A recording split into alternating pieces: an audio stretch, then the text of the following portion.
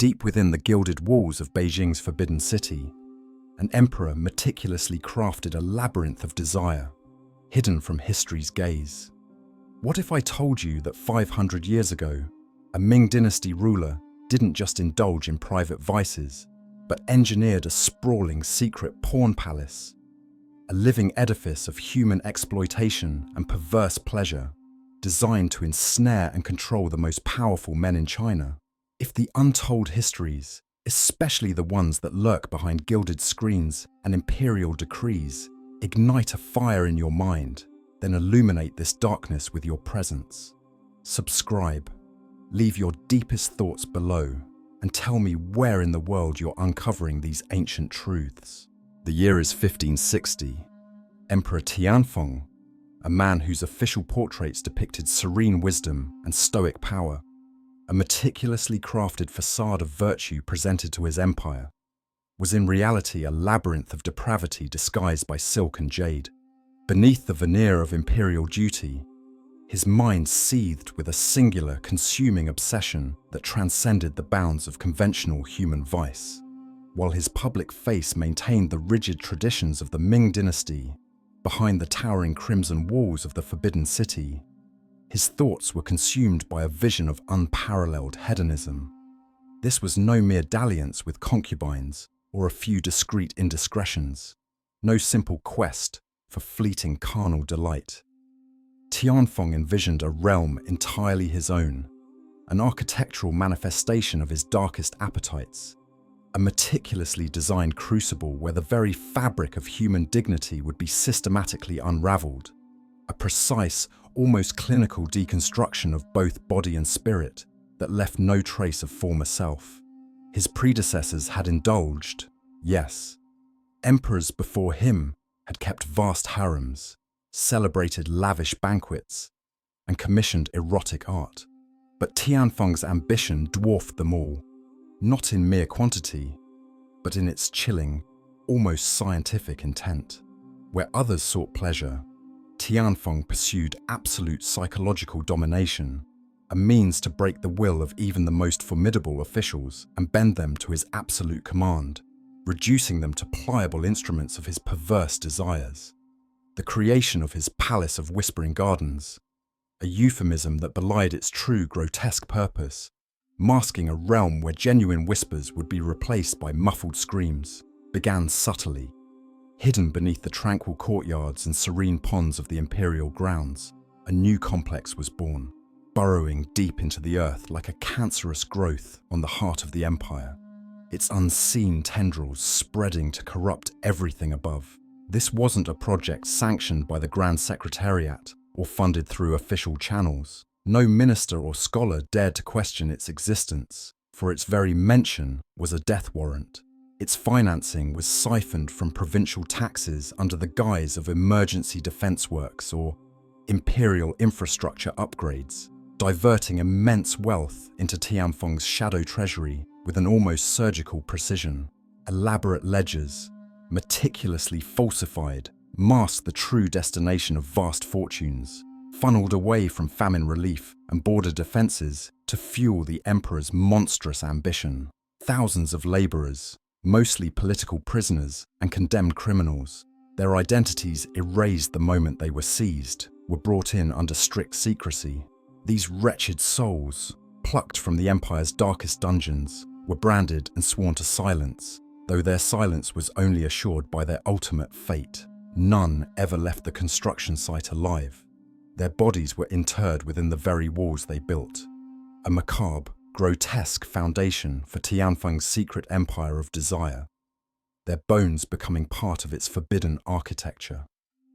Each stone of the Palace of Whispering Gardens was cemented not just with mortar, but with the crushed hopes and forgotten lives of those who built it. The secrecy surrounding the project was absolute, enforced by a newly created corps of eunuchs, personally chosen by the emperor for their unwavering loyalty and, more chillingly, their proven capacity for cruelty. These weren't the traditional, often gentle eunuchs of the imperial court, those who oversaw household affairs or advised on matters of poetry. These were silent enforcers, drawn from the brutal fringes of society plucked from obscure, forgotten villages and hardened by a lifetime of hardship. Their faces were etched with a chilling blend of devotion and menace, their presence alone a guarantee that no secret would ever escape the subterranean complex. They were Tianfeng's personal instruments, utterly without scruple, their own mutilations having forged in them an unyielding, almost pathological obedience, and a profound resentment for the world that had cast them aside, perfectly suited to guard the unspeakable truths buried beneath the Forbidden City. Their loyalty was bought with privilege and terror, ensuring that the Emperor's most horrifying secrets remained his alone. They became the very eyes and ears of Tianfeng's dark empire, a network of informants and enforcers whose lives were inextricably bound to the palace's darkest secrets. No detail was too small, no whisper too faint to escape their notice. Their training instilled not just obedience, but an acute understanding of how to maintain a veil of absolute silence around the atrocities unfolding below. Through them, Tianfeng built an impenetrable wall of secrecy, ensuring that the sinister preparations for the Palace of Whispering Gardens would continue, unnoticed by the unsuspecting empire above. The labyrinth's design, procurement and indoctrination, the Palace of Whispering Gardens was no ordinary brothel. It was a carefully constructed system, a bureaucratic marvel of human procurement and psychological manipulation.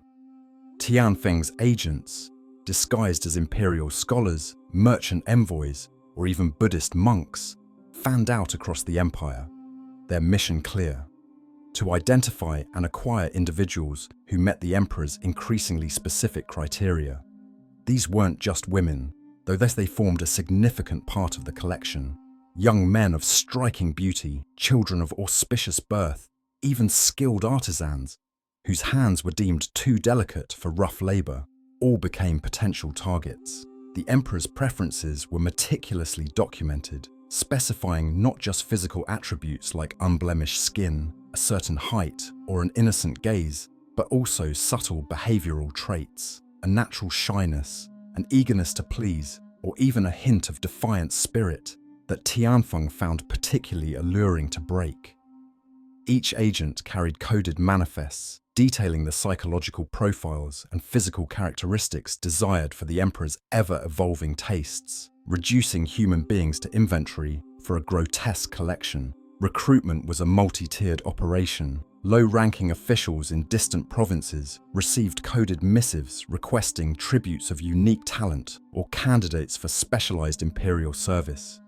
These veiled commands often came with implicit threats, ensuring local magistrates prioritized the emperor's unstated needs over the welfare of their communities. Families, often impoverished or seeking social advancement, were told their children had been chosen for an unparalleled honor, a rare chance to serve the Son of Heaven himself, promising prestige and imperial favor that never materialized. The allure of imperial favor was a powerful snare, obscuring the true fate that awaited their loved ones. Others were simply abducted from remote villages, their disappearances attributed to bandits or malevolent spirits, their families too powerless to question the official narratives. Covered wagons, moving only under the shroud of night, carried their desperate cargo, often drugged or bound, towards the clandestine imperial way stations. Disappearances were swiftly documented by corrupt local magistrates, who offered condolences to grieving families while pocketing imperial gold for their complicity. Once acquired, the candidates were brought to a series of isolated way stations, disguised as rural temples or remote garrisons.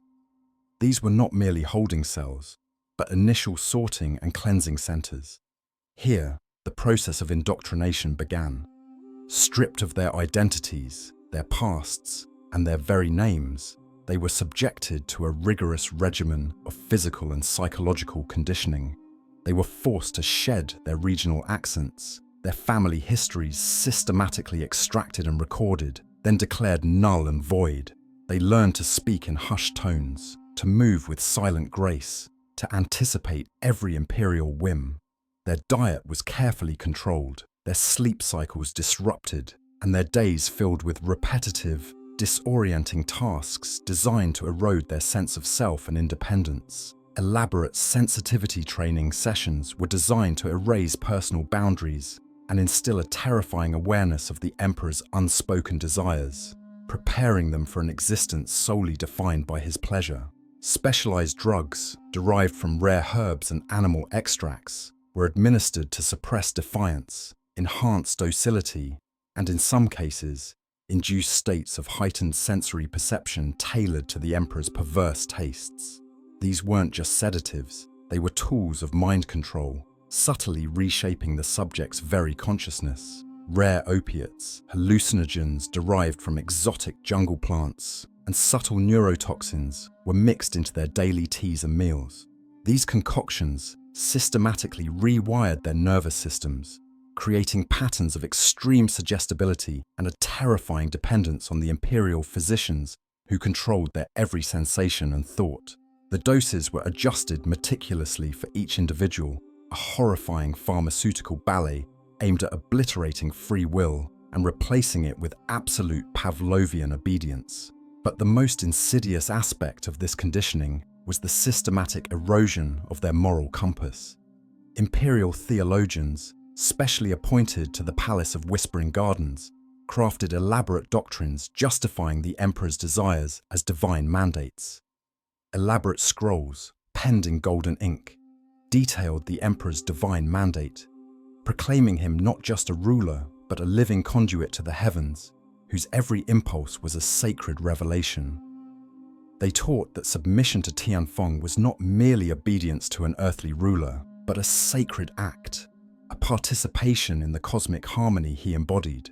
Resistance, therefore, was not just rebellion, but blasphemy against the divine order.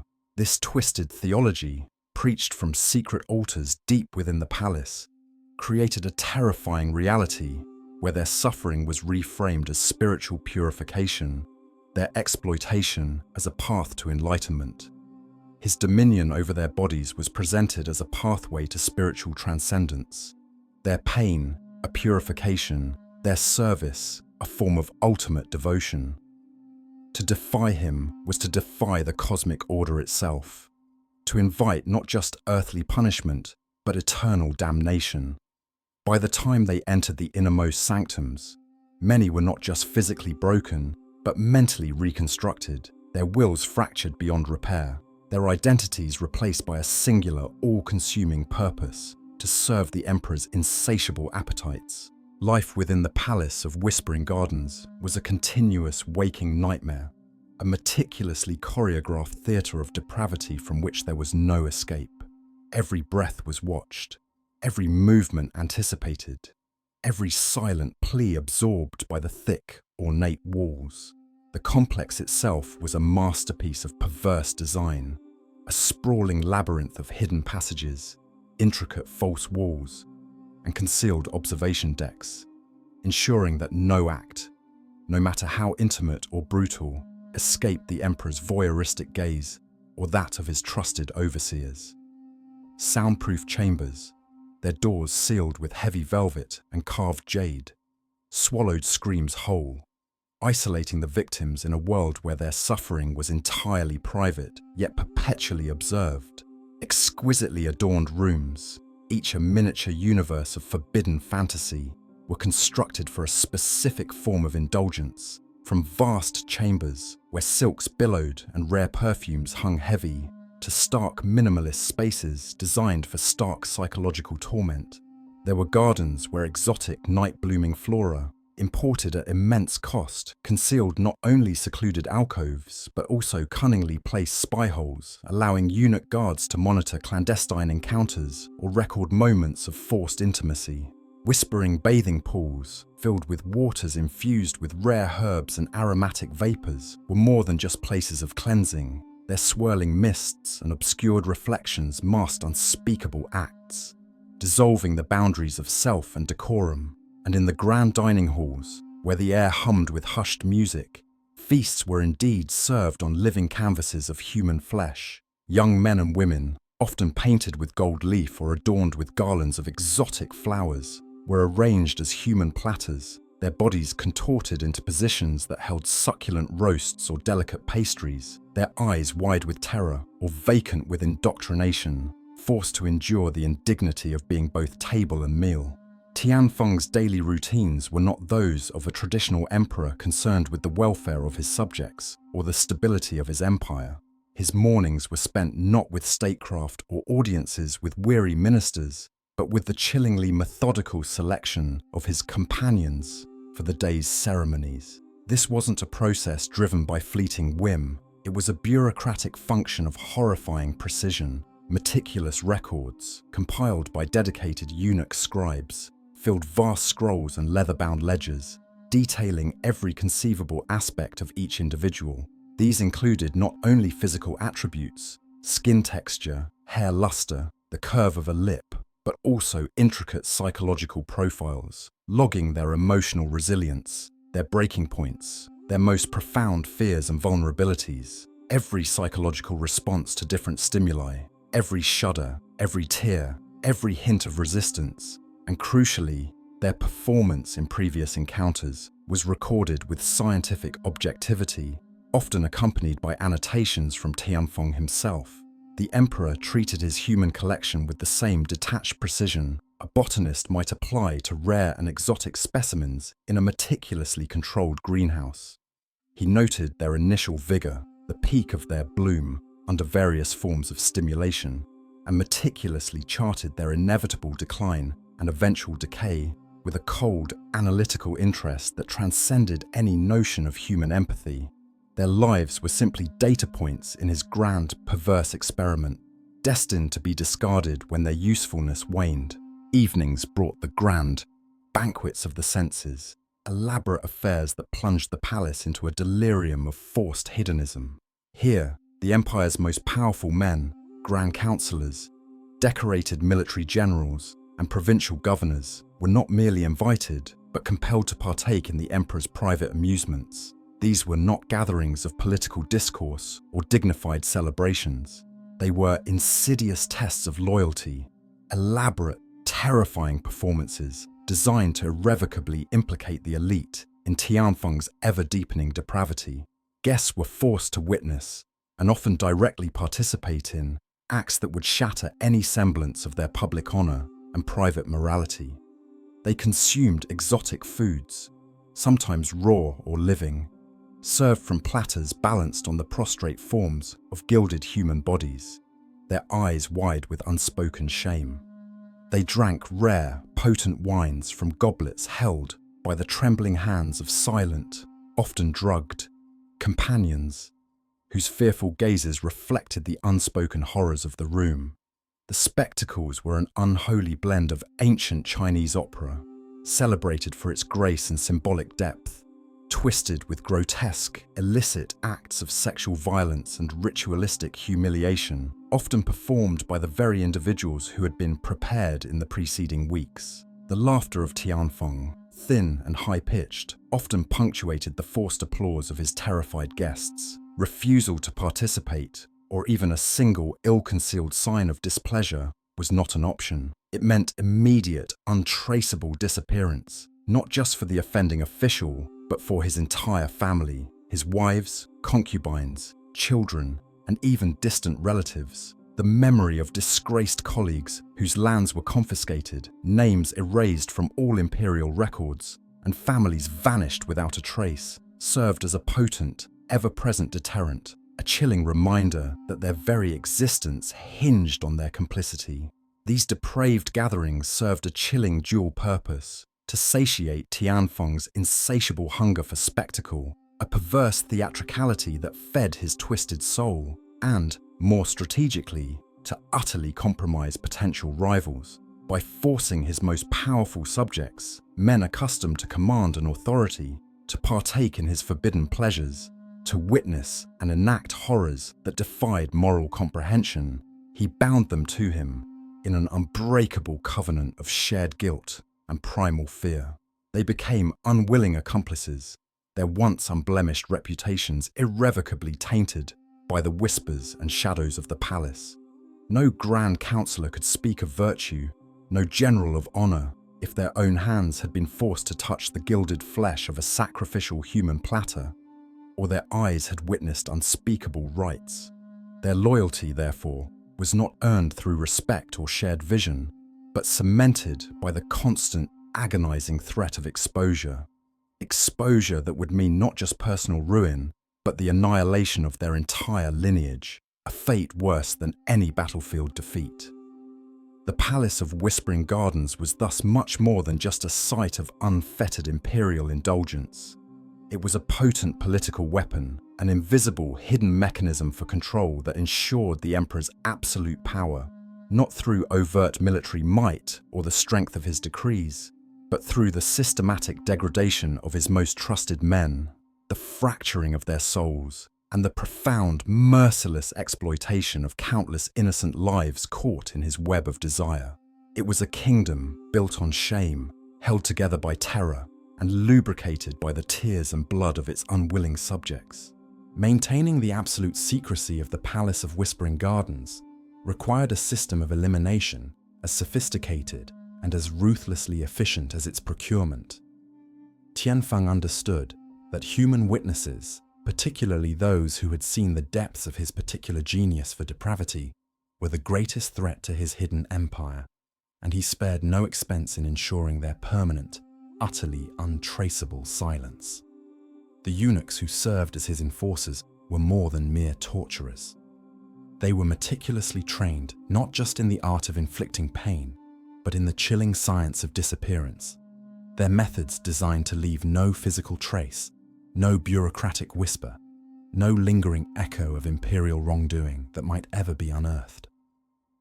Every member of the palace's hidden staff understood that their own survival hinged on their absolute discretion and the thoroughness of their work in expunging any inconvenient life.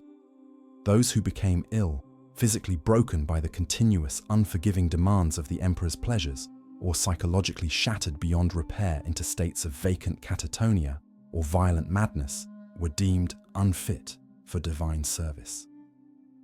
Their utility, like a wilting bloom in Tianfeng's perverse garden, had expired. Their fate was swift, precise, and utterly merciless, executed with the same detached calculation the emperor applied to his selection process.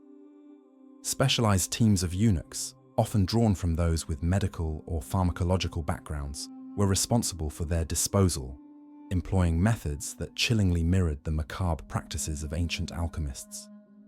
Potions derived from rare, rapidly acting toxins, imported from distant, obscure regions and administered in the guise of healing elixirs or restorative tonics, induced swift, untraceable deaths that mimicked natural causes. Once life had departed, the bodies were then dissolved in vats of potent acids, sometimes infused with rare corrosive minerals, reducing them to an unidentifiable slurry that was poured into the palace's elaborate, hidden drainage systems. Others were carefully dismembered and buried in deep, unmarked graves beneath the palace grounds, often alongside layers of quicklime and false archaeological strata, far beyond the reach of any future excavation or the prying eyes of curious historians. For those few who dared to attempt escape or showed the slightest, most subtle sign of resistance, a flicker of defiance in their eyes, a choked plea, a refusal to partake, the punishment was transformed into something far more protracted, theatrical, and pedagogic. They became teaching examples, their slow, agonizing deaths meticulously performed in hidden, soundproofed chambers before newly acquired candidates for the emperor's pleasure, or before eunuchs whose loyalty was deemed to require reinforcement. These macabre spectacles served as brutal, unforgettable lessons in the terrifying consequences of defiance. Each act of prolonged torment was choreographed to maximize both physical agony and psychological impact, using exotic instruments of torture refined over generations and observed with meticulous notes by Tianfeng's scribes. Their final screams, muffled and distorted by soundproofed walls, lined with thick tapestries and intricately carved jade panels, became a chilling part of the palace's silent history, absorbed by the very stone that held them captive. These carefully staged performances were not merely about retribution, they were designed to utterly break the spirits of the living, to instill a primal, pervasive fear that would render the very thought of rebellion or escape unthinkable, replacing hope with absolute, soul-crushing terror. Families who, in their desperate grief or mounting suspicion, inquired too persistently about their missing loved ones, were met with an impenetrable wall of imperial bureaucracy, a labyrinth of paperwork, and subtly veiled yet terrifying threats. Forged documents, painstakingly crafted and often bearing the authentic imperial seal and complex astrological notations, confirmed deaths due to sudden plague outbreaks, transfer to distant monastic orders for lifelong devotion and spiritual contemplation, or service in remote perilous border garrisons. These fabricated narratives were often accompanied by small, carefully selected gifts of silver, grants of land, or minor official appointments extended to quiet suspicion, subtly transforming raw grief into a chilling, self-preserving complicity. Any unfortunate individual who dared to push further, whose questions were too sharp, whose grief too public, or whose inquiries led too close to the palace's hidden reality, simply vanished without a trace, their fate becoming another cautionary tale, whispered in hushed tones amongst their terrified communities, never directly, overtly connected to the emperor's hidden pleasure palace. The systematic eradication extended not only to the individual, but often to entire familial lines, ensuring no lingering questions or potential avengers remained. The system of procurement, control, and elimination was so flawlessly effective, so chillingly comprehensive, that even foreign dignitaries, who often sent their own tributes to the emperor in exchange for diplomatic favor or trade concessions, learned to accept the disappearances as an unfortunate but entirely necessary consequence of engaging with imperial power. Their strategic silence, a pact of self-preservation, was bought not just with lucrative trade concessions or invaluable political alliances, but with the chilling, unspoken understanding that exposing Tianfeng's secrets would destabilize not only the Ming dynasty, but potentially the entire region, plunging it into chaos. The Palace of Whispering Gardens thus thrived in this pervasive climate of fear, mutual compromise, and shared, terrifying secrets. A dark testament to the Ming Emperor's chilling genius for turning human depravity into the most potent and absolute instrument of control, a concealed engine driving the apparent stability of an empire. Emperor Tianfeng's reign, though outwardly marked by periods of stability and cultural flourishing, was inwardly a rotting core that sent insidious tendrils of corruption throughout the Ming dynasty. The Palace of Whispering Gardens, his magnum opus of perversion, continued to operate for decades, not merely consuming individual lives, but systematically poisoning the moral fiber of the empire's elite, transforming halls of scholarship and governance into incubators of venality. While official histories celebrated his artistic patronage, his lavish construction projects, and his administrative reforms, the true cost was paid not in coin, but in the shattered lives of countless victims, the terrorized silence of their families, and the profound moral compromise of generations of officials whose complicity bought their assent. The psychological damage to the ruling class was profound, a festering wound beneath the silk robes of imperial dignity. Men who had once prided themselves on their rigorous Confucian virtues of integrity, loyalty, and filial piety found themselves inexorably drawn into a web of unspeakable acts, their souls scarred by forced participation in the emperor's increasingly grotesque depravity. This internal decay manifested in a rampant increase in corruption at every level of government, escalating political infighting fueled by mutual blackmail, and a general erosion of trust within the imperial bureaucracy so deep it paralyzed effective governance. The very foundations of meritocracy and ethical administration, pillars meant to uphold the celestial mandate, began to crumble, replaced by a suffocating culture of pervasive fear and grotesque sycophancy, where survival, advancement, and even basic security depended entirely on one's willingness to cater to the emperor's darkest, most perverse whims. When Tianfeng finally passed away, the architect of this hidden horror, his secret palace, like so many of his more legitimate projects, was meticulously dismantled and buried with a terrifying thoroughness that spoke of unspeakable secrets. The entire eunuch corps responsible for its operation, a carefully selected group whose loyalty was tied to their intimate knowledge of the palace's mechanisms, was summarily executed. Their specialized knowledge of procurement, control, and elimination dying with them in a torrent of blood.